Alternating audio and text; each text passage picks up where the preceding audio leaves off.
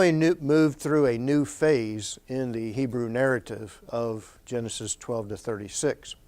You'll be translating Genesis 15, the first 20 verses out of this chapter, and look at a very unique event in the life of Abraham, but part of what we call the covenant relationship.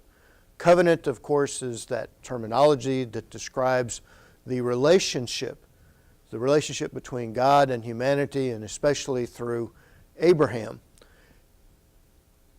Abraham has been promised through the original calling descendants through his lineage, but he's been following God now for a number of years, and he wonders, when will this promise come true of a son through which the family line would continue with God's intent to bless humanity?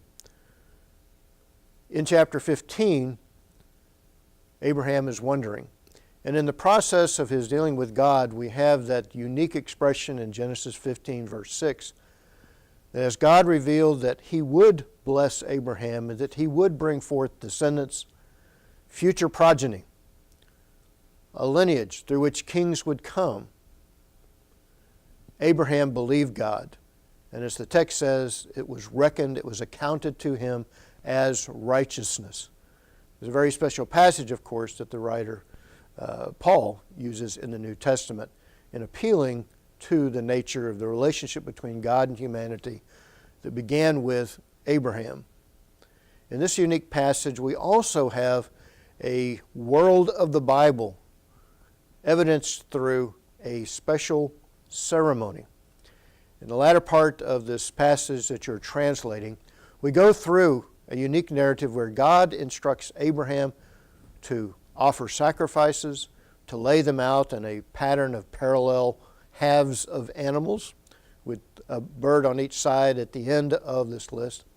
And as Abraham has fallen asleep, God, in a very unique way, passes through, and we have this trail of fire, a firebrand that is passed through, in what we call a unilateral covenant.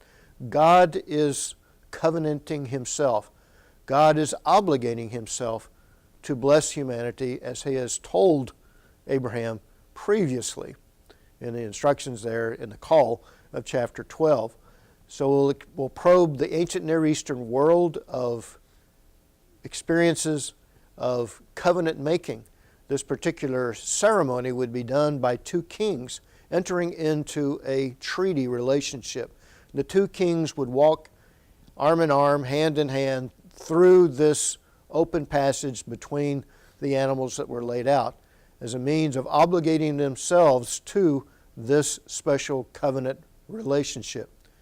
But in this unique layout of the biblical text, God is the one obligating himself. Abraham remains asleep until God awakens him, and the fullness of the future of God's intent to bless, even though there will come some dark moments in the history of Israel, God will exact his plan to bless humanity through this family.